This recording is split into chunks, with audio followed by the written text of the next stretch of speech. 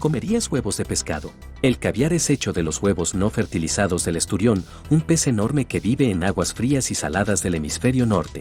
Los huevos son retirados del esturión cuidadosamente, cuando se hace con responsabilidad, y luego son lavados y salados, para preservar su sabor y prolongar su vida útil. Después de procesado y embalado, el caviar es almacenado en temperaturas frías para preservar su frescura. Usualmente es considerado un plato gourmet por su presentación delicada y sabrosa, lo que lo hace bastante caro. ¿Ya has comido caviar?